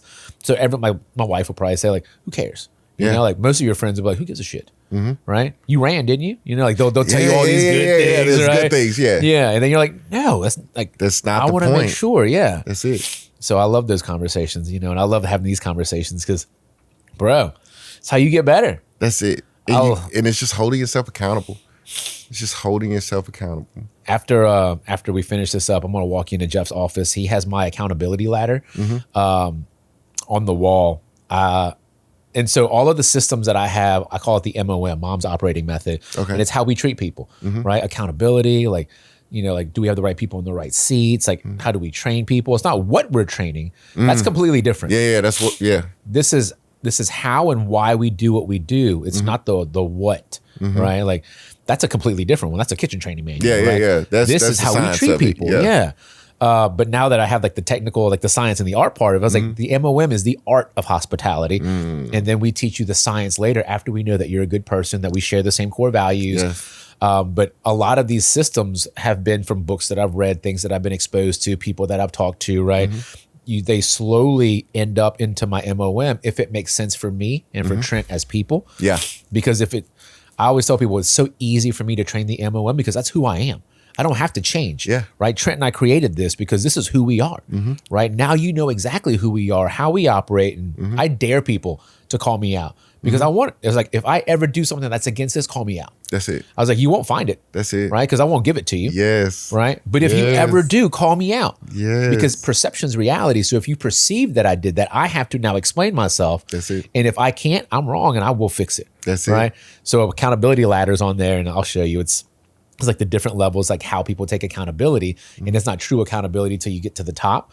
So I'll show it to you. No, that's perfect. I seen somebody say something and it's stuck in my head until this day. He was on a self-help journey. He started a little bit later in life. And then 5 years later, he ran across somebody and they were like, oh, you still kind of, that guy, da-da-da. And he said, I'm not that guy no more. He said, if I would have met that guy 5 years ago, I wouldn't have fucked with Buddy. He says, I'm a totally different guy right now. And it's like, it hit something inside of me. I said, man, that is what it is when you hold yourself accountable to 50% compared to that 75%, to that 85%, to that 95%. And I think that is where I am in life. Like, I'm starting to look at it and I'm starting to say, like, yeah, you have all these great things and doing these, but does it match you? Does the perception match the reality? What are you truly doing day in, day out? Are you swinging your feet out of bed? Are you doing these things? Like, because you will get to a place and people will gas you up. They'll say, oh, no, you don't have to do that. Oh, no, you're so great. They want to keep you at their level. They want to keep you there. Push me. And I tell people my biggest fear in life is that when I leave this earth, that God, divine being, whatever you want to call him, but I'm going to say God, will look at me and say, man, I gave you X, Y, and Z. And you squandered it, huh? You only got to 70%. Yeah. And you only got there because you stopped asking yourself, why? Or you stopped holding yourself accountable. Or you stopped doing these things, but I still have more for you. So I tell people that type of fear drives me. It drives me so much because, and I almost look at it like I'm so scared of the entity telling me that while my grandmother's standing behind, looking at me like disappointed. Yeah. I tell people, if you never remember my name, but you remember her name, then I did my job I was supposed to do. I think about this all the time. I always use the term, don't embarrass me, right? But embarrassing me isn't because I fell down or something like that's not embarrassing. Embarrassing is when like you tarnish my reputation. Yes. My reputation is everything. It's the only thing that we have, especially when we leave this earth. That's the only thing that you're going to remember. That's it. Was he a good person? Did he make an impact? Thank you. You know, like did he touch lives or not? Thank you. That's all a funeral is. It's a recap. Yeah. It is. It is. It's a recap of your accountability. But it's never like, well, he owned this property and he bought this and he drove this car. Yeah, no one gives a shit about that. No one gives a shit. Yeah. I think of, It's literally your accountability. It's literally who you are as a person. That's who they speak about. That's why some people's funerals are a little bit shorter. That's why some people's funerals, we don't really speak on a couple things. Yeah. I used to always, and me and my mom, man, this is so bad to say. So my mom is one of those people, like she's not a real big funeral person. Her or my uncles, they go when they have to go, but you know. I don't like that negative, sad feeling. Right. But I go for respect and I go for support. So she's gotten to the point where she says, listen, you got to go go represent the family. Like, go represent the family, let them know, like, the X, Y, and Z. So I always go to represent the family. You know, I'll have our pardons and things because, again, last name's just not mine. Yeah. It's everybody's. So I'll go, and I'm sitting there listening, and as I can distinctly tell, because a lot of people I remember as kids, but I don't remember as I got older. I was like, I could tell you if they were a accountable person or not. I could tell you how the pastor speaks to them. When I hear a pastor say, well, you know, I hadn't seen them for years, and da-da-da, I'm like, oh, that's dog whistle in the South for they weren't in church anymore. Well, then I'm like, well, you know, things might have changed. But then when you see loved ones get up, don't get up, you hear people talk about certain things, I can almost tell you how accountable they were in their life. How much did they really do? And it's not about the tangible things like you said. Yeah, they might have died great financially. They might have left things in a great order. But you can almost tell how people felt about them. And it's not the tears, because people fake tears. Yeah, it's just a sad environment. It's just, someone cries, someone else is crying. Yeah. It's just in the music and everything and just the church itself, you know, you can almost tell. I had an uncle pass away. And it was so sudden. He used to always say, though, he never wanted to be sick. Like, hey, take me out of the game. Oh, yeah. So, sure enough, God, went to him. Gave him what he wanted. Gave him what he wanted. But that's how I'd like to go. Yeah. Like don't make me suffer. Hey, he was smoking a cool cigarette one night on his couch. Next thing you know, he's gone. Like, who knows? But I tell people that was the only funeral where I was at a loss for words. I couldn't speak and I couldn't say anything because I was almost shocked. But what made it so, I guess, a breath of fresh air is that my uncle he was a complex man. He was a great uncle. I tell people, like, I wouldn't ask for a better uncle. But when I heard people speak of him is when I started to realize, I said, oh, shit. He did hold people accountable. Like, he was, maybe that is why I'm so direct. Like, shit, he was an accountable person. Like, he taught me how to wake up early in the morning and go to work. He taught me that it's not about how you feel. The work still has to be done. He taught me about, like, nobody's going to hand you anything in this world. I remember being 15 and him standing over me while I was in the bed with a cigarette lit. Because he smoked like a chimney. So, again, and he stood over me, and I remember, and I hated cigarette smoke. And I used to, and you know how you do the fake cough. And he said, you gonna lay in the fucking bed all day on my sister and my mom? And I'm thinking, I'm like, your sister? Like my mom you talking about? He was like, yeah, it's 7:03. I was like, yeah, I don't have school today. He said, but you're gonna wanna buy something. You're gonna wanna go somewhere. He was like, get the fuck up. Come help me cut grass today. He was like, I'll pay you off of it. And he was the first person to even tell me about taxes. He pays me $50. He shows me $50. And then takes some out? Then he takes some out. He says, that's amazing. He says, hey, It's $15 to rent my equipment. He says, because this isn't your shit.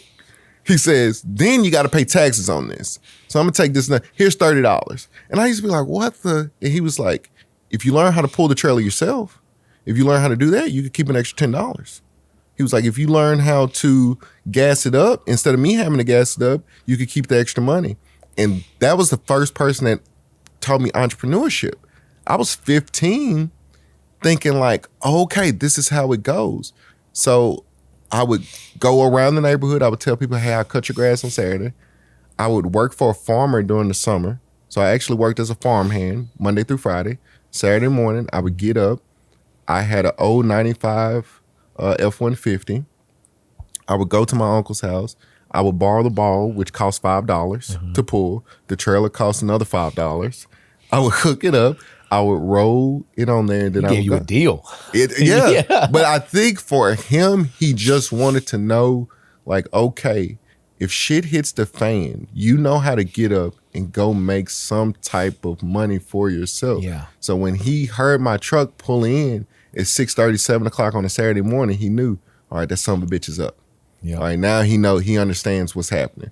Now he's just not laying around waiting for somebody to have a handout for him. He understands this world's never going to give you anything they're going to take from you. So when I sat at his funeral, I think that's why I was such a loss for words, because you almost write it off as that's just that uncle that talks shit until he's not here anymore, and you start realizing like the lessons that you took from it. And that was most of my success I have today. And how he shaped who you are today. Without me even knowing it. Yeah. I used to always think it was like my mom and my grandmother and my grandfather, and then the nice ones. Yeah, right? the nice ones. Yeah. I look back at it and I was ones. like, damn. I said he was the one. He was the one that held me so accountable in that little pettiness that we talked about proving things. I want to prove to him like, not only can I do this, I can take care of myself. And he was one of those people. He used to say, when I was 18, I moved out of my mom's house. I made a way for myself. When my brother was 18, he moved out. It's because he was the second oldest. So either in my family, you went to the military or you did something of that service. So first two went off to the military. Then as the other ones would graduate at 18, they would pack up their clothes and they would go live with their older siblings until they figured things out. So he put the battery in my back. He was like, hey, you need to figure things out. I remember when I got the scholarship. I remember when I said I was going to ULM. First thing he said, you good enough to play there? He was like, I ain't never read your name in the fucking paper around here. He was like, we'll see. But nah, I look back at it, and those are the type of people that you need in your life. Yeah. That's the type of accountability that you hope that somebody says at your funeral. And those are the type of things I think if you can just get those core principles inside of you, you can be successful almost in anything. In anything. Yeah. Anything. I can't wait for my kids to get old enough to where they need money for things. Right now, I'm buying everything. They're 6 and 3. It's not. Yeah. But we're already teaching them. When they were a little bit younger, they're like, daddy's the boss, right? So we walk in the restaurants, anything, like I'm on the phone, like that's how I talk to people. They're like, daddy's the boss. And like, you can just tell people what to do. And I was like, do you know what being the boss means? It's like, you take care of other people. So now their definition of boss is, I'll tell them, they're like, what's it mean to be a boss? Like, we take care of people, right? When you have that mindset of we take care of people, you are the boss. Yeah. Right? Falls on you. Yeah, we don't take things from them, we give to them. Right? That's it. So being the boss is awesome until you realize how much pressure and like responsibility you actually shoulder. Because everyone assumes being the boss is just bossing people around and telling people what to do all day. But do you know their well-being and their livelihood depends on me? That's it. If I suck at what I do, they're not gonna they're gonna struggle to pay rent, right? Like they're gonna have financial problems, whatever it is, right? All of those things. So teaching them young, I always think about that because you never know how your parenting is gonna go. You know what I mean? Like your uncle, he didn't know how you're gonna turn out. No. Right? No. Like you never know, but at the same time, you're like you think you're doing the best. But like, dude, let's be honest, like my kids are probably gonna grow up and like hopefully they won't have any like trauma, you know what I mean? Like daddy always made us do this, you know, like, but then when I die, they're going to know why I did these things. That's it. And my thing is, we're all going to end up in therapy. The question is for what? Yeah. So even with my godson, I have a godson. My best friend had a child earlier in life. He's 14. me and him, we always talk about that. He's just like, man, I hope I'm doing the best as a father. And I think he's just like one of the best dads I've ever seen, especially at a young age. And I tell him, I say, listen, it's a group activity, first of all. Yep. Like, I got your back. Takes a village. Don't worry about it. Second of all, I say, listen, we're all going to end up in therapy. I said, your dad was a pastor. Your mom was a social worker. Mm-hmm. I said, you grew up with some of the best parents I ever knew in my life. I said, that's why I used to hang out at your house so much. Mm-hmm. And I said, you still got bullshit that you go through. And I said, imagine this. Yeah. These are the nicest. They have been married almost 40 years. They're still together. I said, your mom and dad might be the nicest people I've ever met. Your dad's stern. And I said, you still have hangups. So don't look at the hangups. Look at what you're putting into them. Yes. Because in turn, I'm like, you know, the sucky part about healthcare, and I can be transparent, is that in order to get truly better, you need to be able to afford it. Mm-hmm. Base level healthcare, or what we give out, is base level. Like, it's just the truth. Just enough. Just enough. Just enough to keep you alive. Just enough to keep you alive until 67. Mm-hmm. The oldest, what do they say? The youngest you could die from old age, 65, as of right now. The youngest you can die from old age. Yeah, 65. I tell people the year that you're supposed to quote unquote retire, that's the youngest that you could die from old age. Mm-hmm. And them say that it's acceptable. So that's wild. That's crazy, man. Because one of the things I hate the most, and I don't know how everyone grew up, and I'm sure, you know, there were some parents who were, you know, not such good people. Mm-hmm. You know, my parents were amazing. Mm-hmm. I still have things, right? Things that I work through all the time. But when I realized, like when I had kids and I started to realize everyone is doing the best that they can. Sometimes it's at this level, sometimes it's not at this level, but it's because they're still doing their best. They're doing the best with what they have. That's it. You know? And for you to grow up and then blame your parents for something, like by the time you had the capacity to think things through and you're still blaming people, now it's on you. It's on you. And we have to look at the generation that they're in. Yeah. Like, I went back and I watched smoking cigarettes in the house. Not cool anymore, right? Yes. Yeah. Smoking in front of the kids, doing this. But I tell people, hey, this is the 90s. I said, this is 99. Yeah. This is 98, 99, 2000. Like, that's what they did. I said, I go back and I watch Eddie Murphy's Raw, and I cringe sometimes because I'm like, man, love it. I'm like, it's funny, but I said, man, make a joke like that now. Cancel. Immediately cancel. So that leads to saying they did the best they could do right then at that time, and we have to look at what was happening culturally and generationally. I know. So it's just, I think the best thing you can ever do in life is look at your parents and say they were human. Yeah. Don't look at them as your parents. Just look at them as two humans that was just trying to do the best they could. Two people who were in the same position that you were in, who wanted the best for their kids and didn't know how to do it. That's it. Who dealt with the same stresses. How do I provide for this family? Things are changing. Maybe I lost a job, whatever it is, right? They're dealing with so much. And then you're like, well, they didn't buy me Nike Airs. Yeah. And you're like, what the hell, dude? Yeah, that was the best they could do at the time. That was literally one of the things I blamed my parents for when I was younger. I was like, they wouldn't buy me Nike Airs. I didn't know. I didn't realize we grew up poor. Yeah, I had no idea we were poor because it was always about education, how you treated people, right? So it was like those things that you can control. And then my parents now, they came from Vietnam with absolutely nothing. My dad was a lawyer before he came over here. Came over here and knew no English, so he couldn't be a lawyer. So he became a mechanical engineer. Yeah. And then my mom, she went through, you know, being a substitute teacher, and then she's RN and all these things. So like they had to teach themselves, and the one thing that they could control was how much effort they put in to learn. That's it. You know?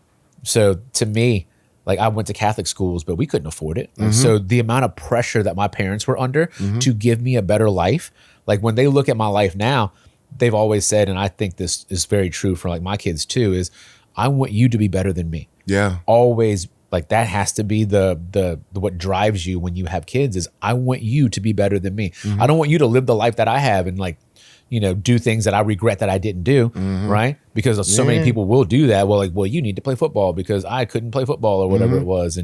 But I don't want that for you. Yeah, you got to lean into what's for you at that time in different things. I tell people I literally been the same size since 16. Yeah, really? Dude, you're a big ass 16-year-old. Thank you. Damn. So what was I going to do at this size at 6? I'm 25 pounds off. I was 220. I was 6 foot 225 at 16. Jeez, man. So you fast forward and I look at my little godson. My little godson's 14. He's about 5'3", 120. I look at his dad. His dad was closer to my size than his. I said, hey, I would love for him to, but it ain't gonna be for him. Yeah. Like, hey, we got it. You know, better be fast. You gotta, yeah. So that's why I say, like, and I think the best thing is that I get these mentors and I get to see life kind of beforehand.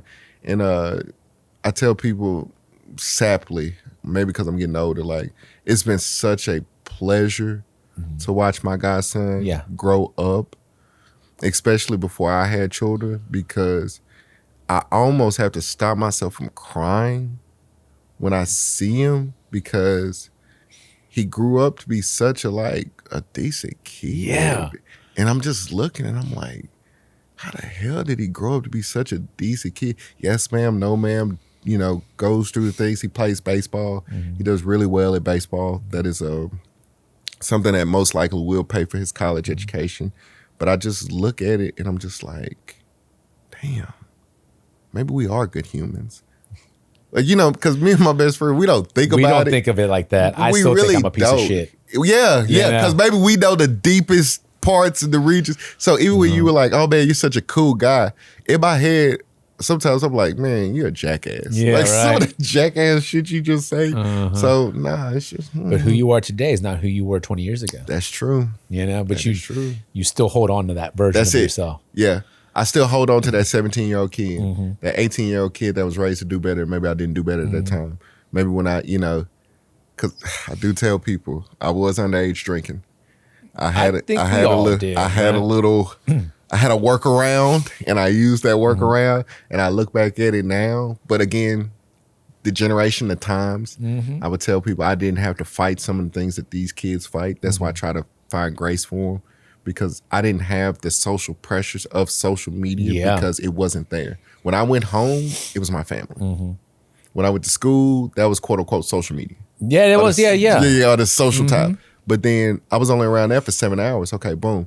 Then I played a sport where it just so happened I had a coach that was like a non-bullshit person. So that whole bullying or doing something, like, that wasn't a thing with him. He would bully you if you bullied them. Like, he was just one of those type of people. Like, he was like, oh, you think it's cool to bully somebody?